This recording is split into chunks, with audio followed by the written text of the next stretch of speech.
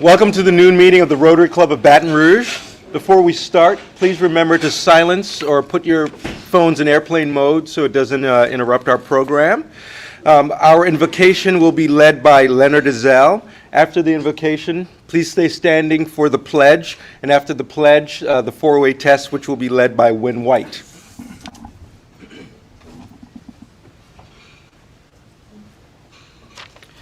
Pray with me, please.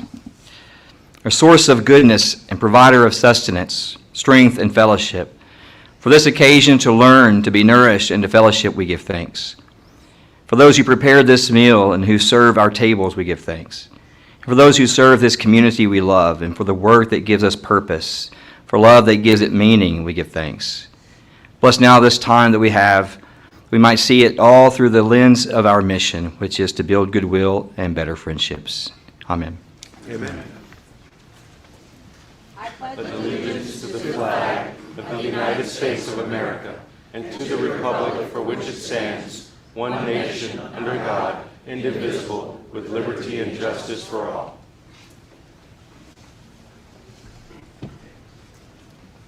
If you'll repeat with me the four-way test. First, is it all fair to all concerned? Will it build goodwill and better friendships, and will be beneficial to all concerned?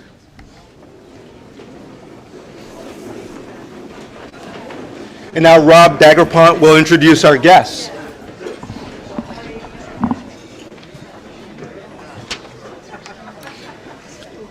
Okay. Please join me in welcoming our guests today. As I introduce our visitors, would you please stand to be recognized? And members, please hold your applause until all have been introduced. Shannon Foreman, guest of Luke Briard. Paul Masson, guest of Barbara Clark. Shay Corbin, guest of Sherry Macbeth. Ashley Mullins, the guest of our speaker, John Davis. Amber Moran, guest of Paul Moran. Kent Landacre, guest of Todd Schecksnyder. Russell Wilkes, guest of Leela Mae Wilkes. James Moore, guest of Trey Williams. And Darren Bruton, guest of Liz Hampton.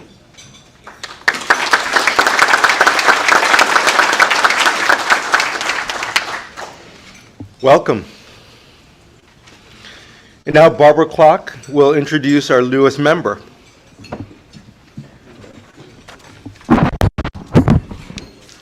Hey, fellow Rotarians and honored guests, on behalf of Rotary Club of Baton Rouge and co-sponsor Win White, it is my privilege to introduce a new member today. Delisa Arnold has worked as a commercial interior designer in South Louisiana for the last 40 years. Her firm, Arnold & Associates Interiors, is a fixture on Government Street in Mid-City. If you do not yet know Delisa, you likely do know her interior design work, which you will find at, among many other places, at LSU's Stadium Club, LSU Memorial Tower, and the New Orleans and Baton Rouge metro airports. Delisa has served our community as founder and longtime leader of the International Facility Management Association's Baton Rouge chapter. She donated design services to the Greater Baton Rouge Food Bank, Iris Domestic Violence Center, WRKF Public Radio, and Catholic Charities. Delisa embodies the Rotary ideal of service as a basis of worthy enterprise. I know she will apply her strong heart for service in our club. With co-sponsor Win White, it is my pleasure to introduce my friend Delisa Arnold.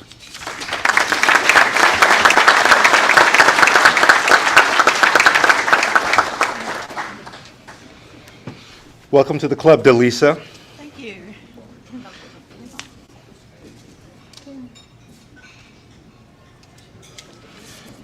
Today's head table, to my right, your left, Dr. Carolyn Flint, Senior Physician, Medical Director of Utilization Management, Ochsner Medical Center of Baton Rouge, who led us in the pledge.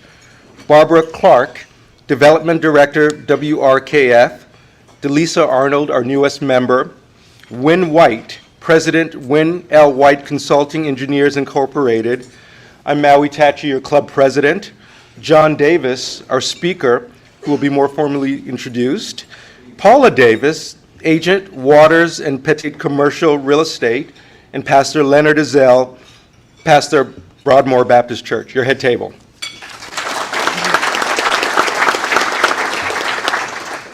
I have a couple of announcements. Right now in the back room, the COVID vaccinations are going on. You received an email yesterday from Sherry. So Open Healthcare will be here until 1:30 p.m. And you don't need an appointment and you don't need to be a member. So you, after the meeting, can text anyone you know and tell them they can come and get a shot. And thank you, Tim Young and Open Healthcare Clinic again.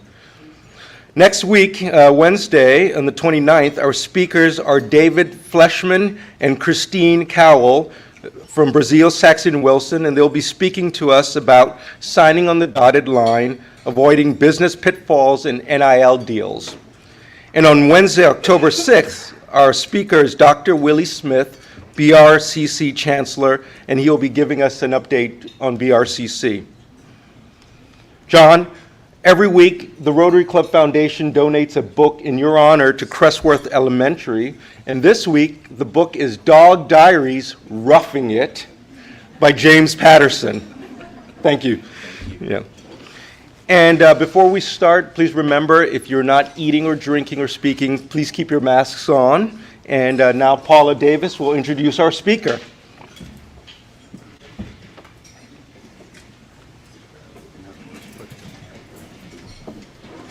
Thank you, Maui, and thank you for letting me speak today, not about the legislature for once, but to introduce our speaker. And I've introduced a lot of speakers in the last few years, just being a legislator, and I'm really excited to introduce this speaker today, John Davis. John Davis is, he was an Army brat, so he didn't grow up in Louisiana, although he likes to say he's from Louisiana because he was born in Lafayette, but he was an Army brat. And he moved to Baton Rouge in 1984 to go to LSU. Ended up going to law school at Loyola and ended up practicing law for 15 years or so at Adams and Reese and about 12 years at Baker Donaldson.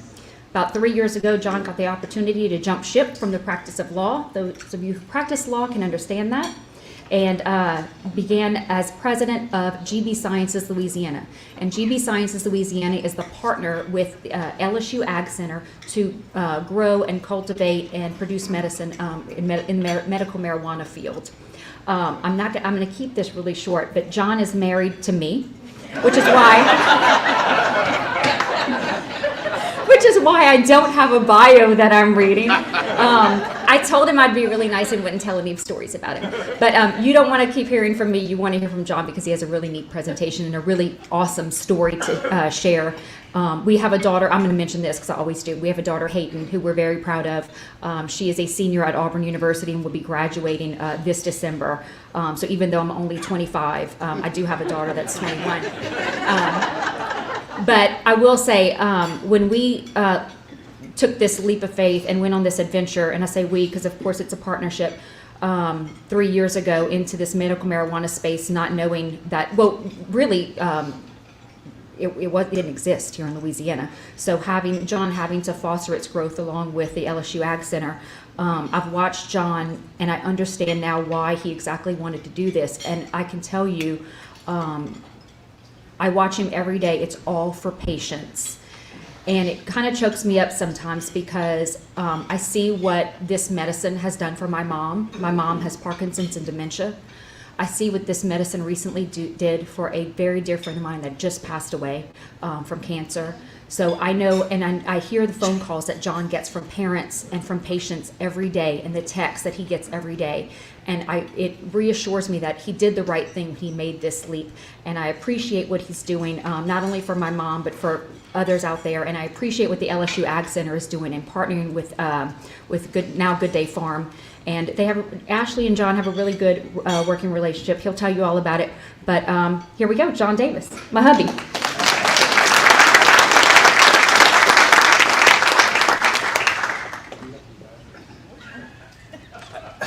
I normally practicing law for almost 30 years. have tried cases in federal and state courts, have been berated by federal panels of appellate court judges. But I will tell you that I am nervous when she introduces me because I have no idea what she's going to say. I could prepare all I want for all those other things, but I'm jittery, and maybe I'm in love.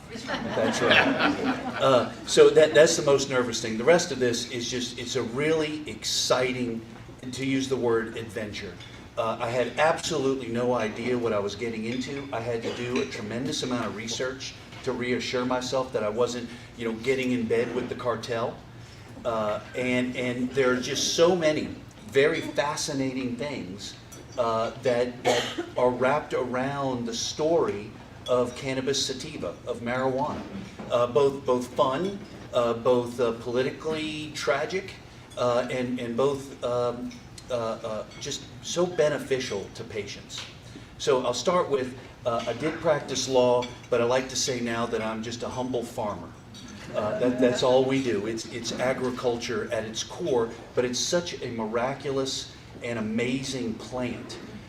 This plant has over 400 chemical compounds.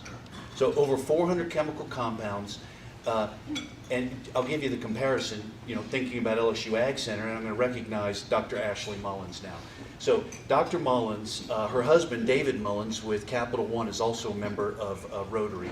And so the LSU Ag Center, they are our contractual research partner.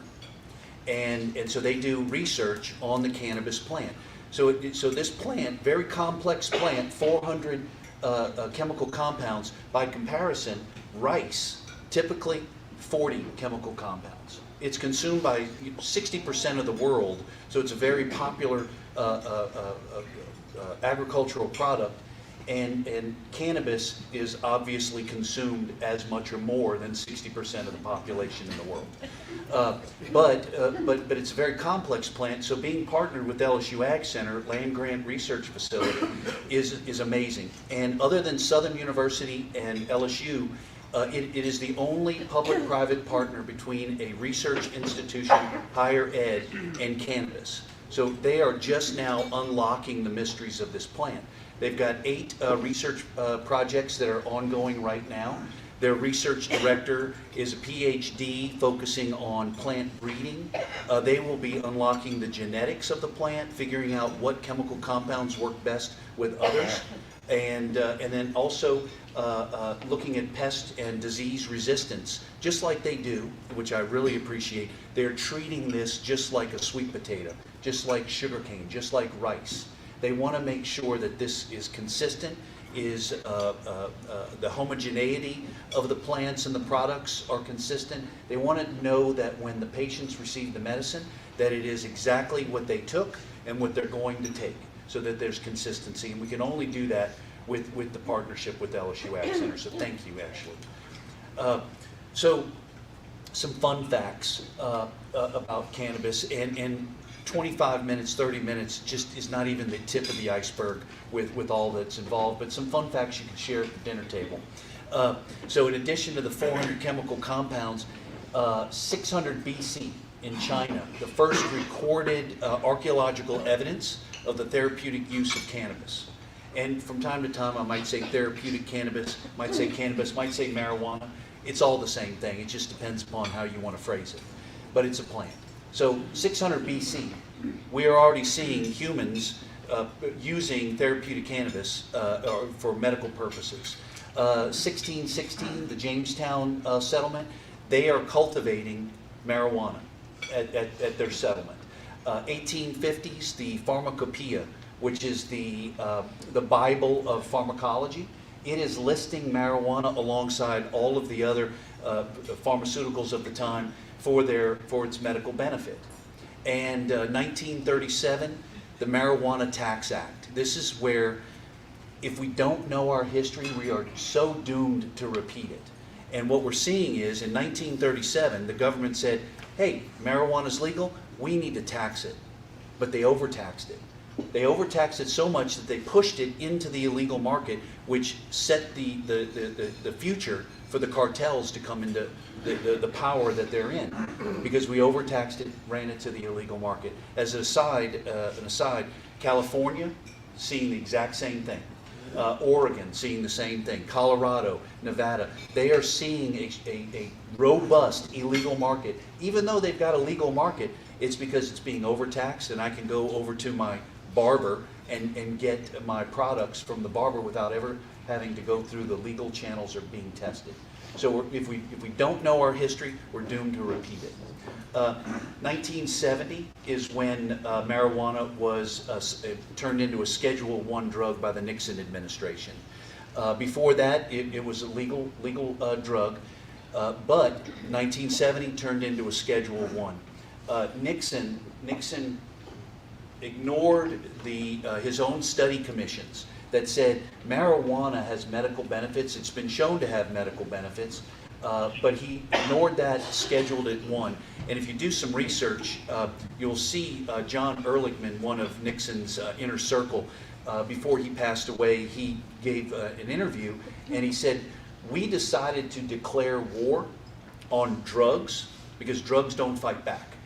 We can't win the war in Vietnam, so let's win something at home so I can get reelected." Nixon saying, "So I can get reelected." And that's when we began to criminalize marijuana. And why? Politics. They wanted to try to make sure that they could suppress the voters that they knew weren't going to vote for them. So they went after the hippies, the liberals, and the black Americans. In which now, if you look, we're going through a big unwinding through criminal justice reform, and it really began back in the 70s with this political idea. I didn't know any of these things. I was very skeptical even about marijuana. But digging into this, and now I give continuing legal education. I've talked to HR departments of some of the largest contractors and plants, and it's eye-opening because people think, just say no. I was that kid. Nancy Reagan taught me to just say no. But what we found out, especially through the Israeli researchers, and now we're getting more and more into Louisiana, again, we're just beginning to unlock this, is that marijuana has medical benefits. It's a pain reliever. It is an anti-inflammatory. It's a sleep aid. Because it's an anti-inflammatory, people with Crohn's disease feel relief. People with irritable bowel syndrome. As Paula mentioned, my mother-in-law, I'm her favorite son-in-law. Right? I'm the only son-in-law. But it assists with the tremors in Parkinson's and multiple sclerosis patients. Cancer patients are the #1. So when people go through chemotherapy, what do we hear? We hear they're nauseous and they have no appetite. So what does marijuana do? It increases your appetite, and if you don't have fuel, you don't have energy. It also eliminates or reduces nausea. And if you can keep your food down, then you've got the strength to continue to go through this. It is such a pain reliever that Governor Blanco, she was the first public patient who came out, and her family was so appreciative. And again, another connection to Paula's family. Paula's mom and Governor Blanco grew up together over in New Iberia. And they said that her final days, she was able she wanted to clean house. Now, traditionally, patients are put on morphine, and they're essentially comatose. So, but you change that with marijuana prescription, they're able to interact with family. And as Paula mentioned, we just went through that with a dear friend of ours, and it was remarkable. Her husband, a physician, shared with me, he said, "I'm a true believer now because I saw it from my own eyes." So that's what's very humbling about this, very humbling. So let me tell you about Louisiana. Louisiana 2015, 2016, the framework was set in place. It was led by Senator Fred Mills. Again, connection to Paula's family over in New Iberia, Brobridge, where Paula's from. It's amazing all the points of connection when I started to put the story together.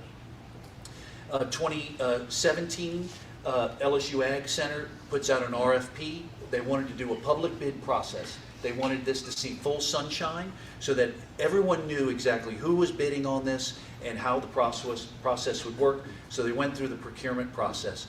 They selected the private company to be their partner, and that private company then went through an extensive suitability background check led by the state police and approved by the Department of Ag and Forestry.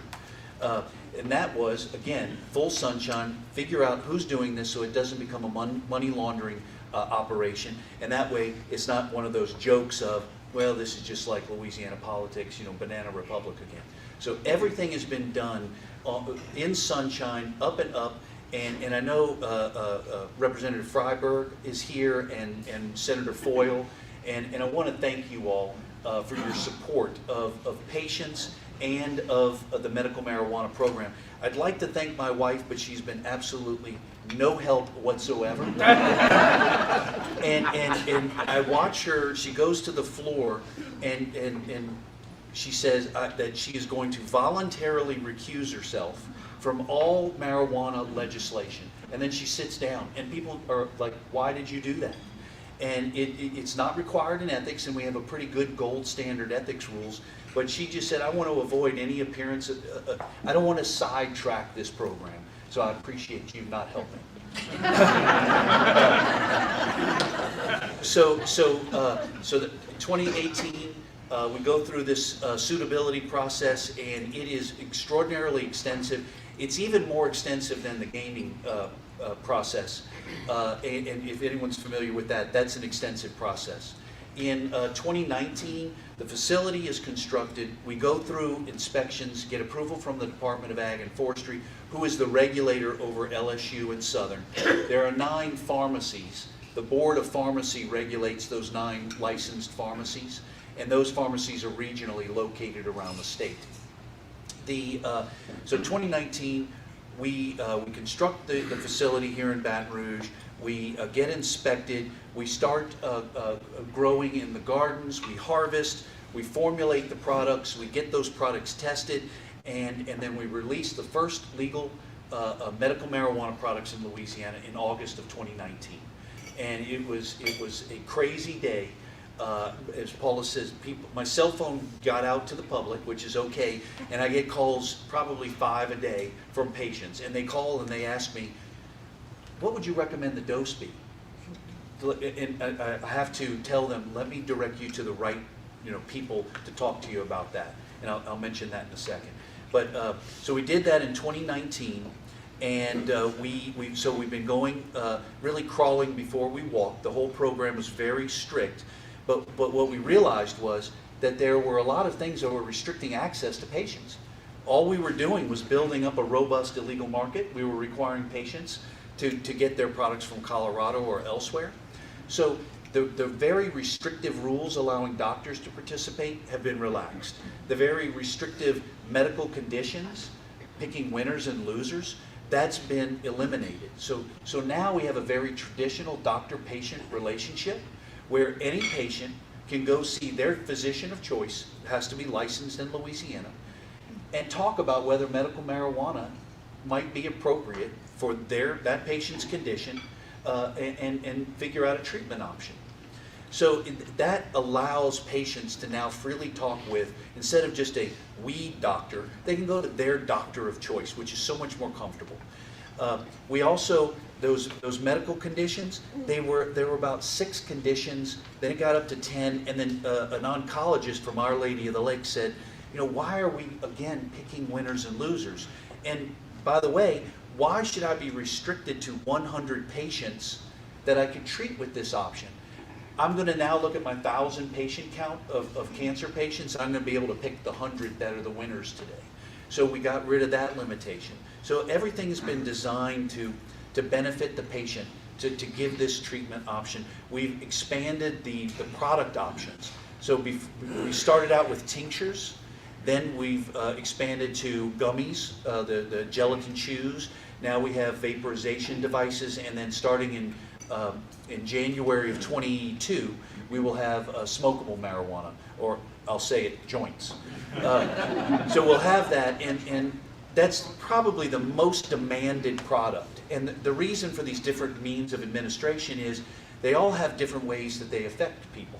So something that you ingest has to go through the digestive system. It takes time to go through that and then to change chemically before it starts providing the effects. So if you are in pain, you don't want that because that'll be an hour later. You want something that's going to be inhaled like a vape or a smokable marijuana, because you'll start to feel the effects in about 3 minutes. If you are in intractable pain, you want effects quickly. But the window of relief for inhalation is shorter. So if you want something that's going to be a longer window of pain relief, then you want something that you're going to ingest, because that'll give you about a 6 to 8 window of relief. So I'm a patient. Let me walk you through how easy this is now to go see your doctor and to look at this as an option. So I'm the patient, I can go to my physician. If my physician is in my network, my health insurance network, that visit with that doctor is covered by insurance. If I go out of network, just like any other situation, you go out of your network, you're either going to pay all of it or whatever your plan provides. I can then talk to my doctor to say, hey, I've got an L5-S1 disc, it's causing me significant pain, how can we deal with that? He could say, well, we could recommend opioids. That's another 2-hour discussion of that issue and how we are eradicating that epidemic by replacing it with this. But so I could say, no, that's not the best thing for me. How about we try this? Or we could try physical therapy. So once we conclude that this is a treatment option, that physician will then fax over to the pharmacy here in Baton Rouge. The pharmacy's on Essen near Our Lady of the Lake. And then I go over to the pharmacy. At the pharmacy, I meet with the pharmacist in charge. They will sit down. They will show me the array of products. We can then decide, okay, what are my concerns? What do you think might be most beneficial? And then they will talk with me about dosing. And it's always start low and go slow. That's just a rule of thumb, because everybody will react differently to this. I might drink, and just use drinking, I might drink a 6-pack, and Paula might drink a beer. And we might both be affected the same way, blood alcohol content. It's the same thing with cannabis. You have to go slow and start low to figure out what is your therapeutic level. And so then I can pick up the product there. Now the product right now is not covered by traditional insurance. That's something I know that some legislators are discussing, but that sounds like that's going to be a fight between the legislature and the insurance industry as to whether that. But so right now it's not covered, but then I can pick it up, take it home. I'll have a recommendation so that I can show proof that it's legal, and all of this can take as long as your doctor appointment and the time it takes for you to get over to the pharmacy, and usually about 2 hours is the process. So we're creating access to this treatment option for patients. I'll open it up to any questions. I'd like to share with you the Drug Enforcement Agency. So it did a comprehensive review of all medical literature and reports, and it concluded that there's not one report of a just marijuana overdose death. Not one report of a death from marijuana overdose. And what they found out was it's impossible. You can't consume enough. You can't eat enough of the pizza in order to get there. But then by comparison, 6 deaths a day from alcohol poisoning. So just to give you a comparison of that. The DEA also did a finding of what are the typical reactions to cannabis consumption: happiness, merriment, and an increased appreciation of music, art, and touch. So for those younger folks who like now, I'm appreciating why people go to Grateful Dead concerts. So that is the back of the envelope discussion. But you can see all of the many very interesting medical research, agricultural, societal, political, and then the HR issues and how do the chemical plants deal with this, and so there's just a whole host. And then we haven't even discussed law enforcement and drug testing. So this really opens up an entire new discussion for so many facets of life. Okay, 2 questions. If marijuana is such a wonderful thing, why is it not available over the counter? Okay? And then the second part, I guess the same question would be, why is it that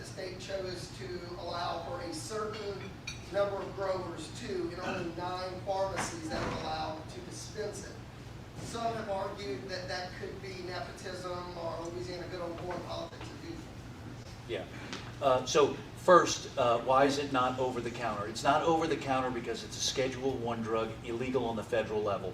Until that federal level changes, then it'll never be over the counter. It'll have to be in designated, regulated, state-authorized, licensed facilities, just like in other states where you have dispensaries. We call them pharmacies here. The other is, the 2 and the 9. So anyone who's involved in politics, and I'll be deferential to the elected officials here, no disrespect, you never want to see the sausage being made. I wasn't involved in that, but I went back and I looked at some of the videos.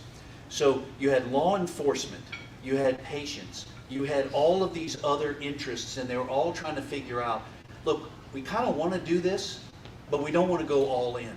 So what they decided, they first had one license that was going to go through public bid. And imagine one license, that would even be more problematic. So they said, okay, let's go to our land-grant universities who do research. Let's put them into the equation and make them the licensees, because they're going to do another level of vetting before they even select a company. And that gave everyone the confidence to say, okay, we've got the regulators involved, we got LSU and Southern University involved. That's going to give everybody the comfort to get off the ground. And the same for the 9.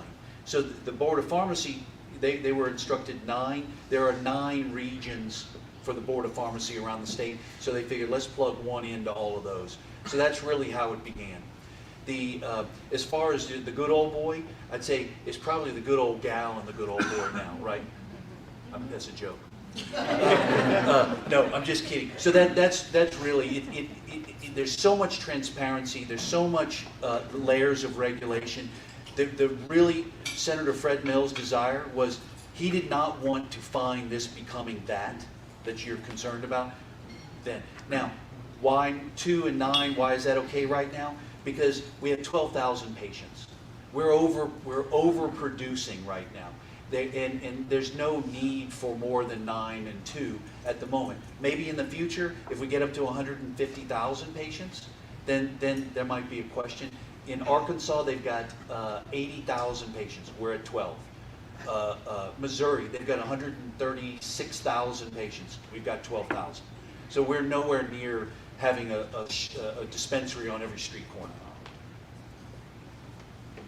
I have several questions. The first one, Yes. Can you tell me how many strains GV Sciences is growing, or I guess more importantly, how many are being offered through the pharmacies? And then maybe touch on a little bit about the different type of strains. Sure.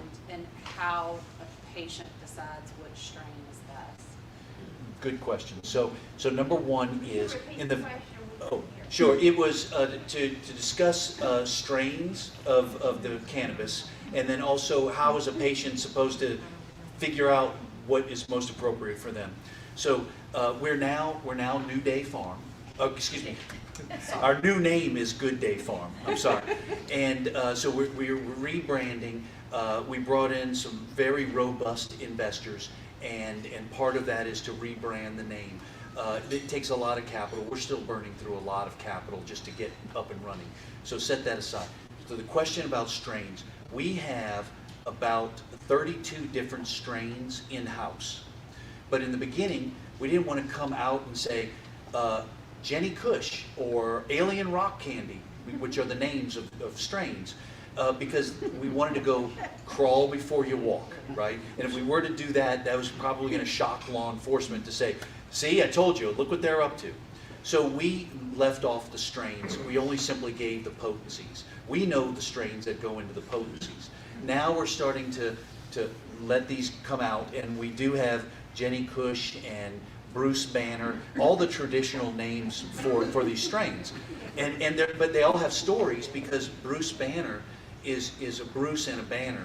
The Bruce, and I may be butchering this, it goes back to a friend's medical condition, and they wanted to honor Bruce. And then the Banner is for something else. And so Alien Rock Candy, same thing. All these names from the original cultivators they came up with these names to honor the people before them or friends. So how do we know? Every one of our strains have different chemical profiles. More THC, more CBG, more CBD, maybe more terpenes here.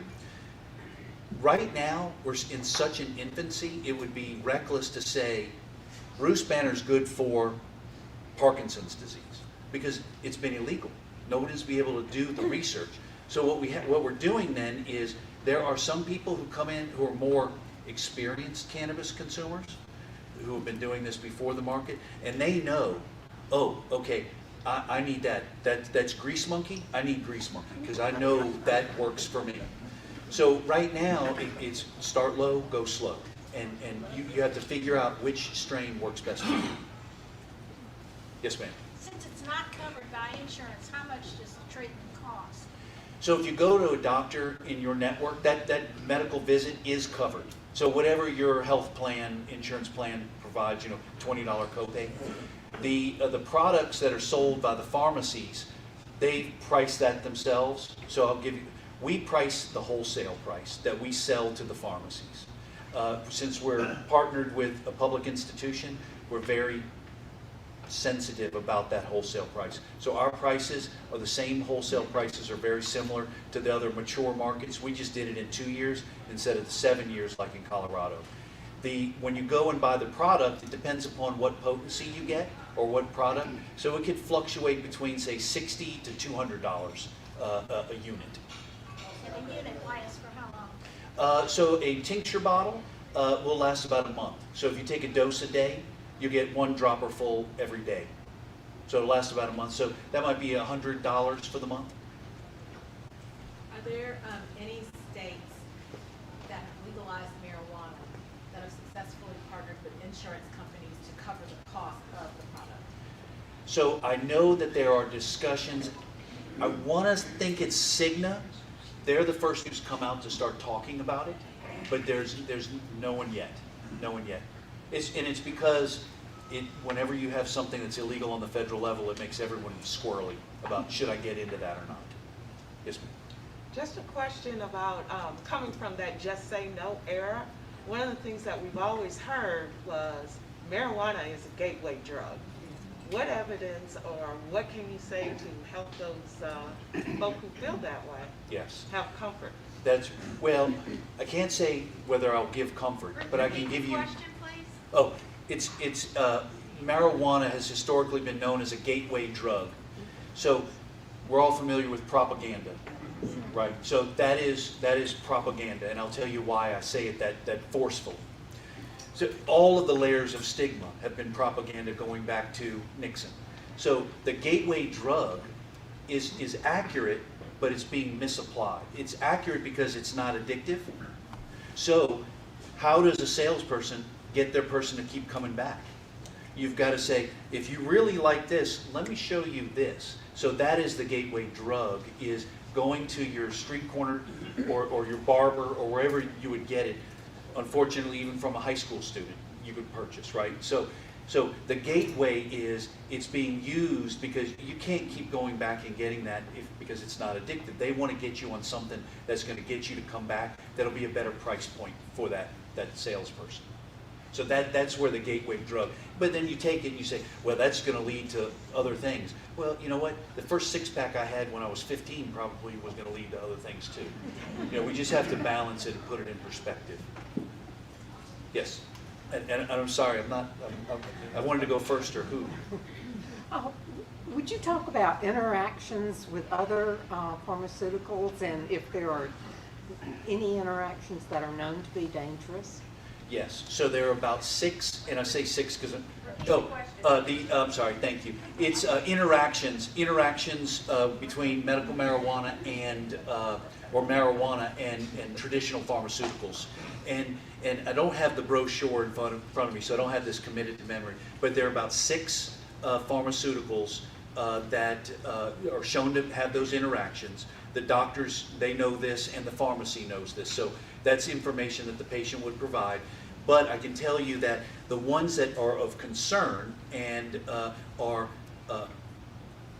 people with a history of mental illness who are on some significant psychotic medications, that they are usually not a candidate for this. But other than that, it's and I'm drawing a blank on the name, but the others, it's not a fatal interaction.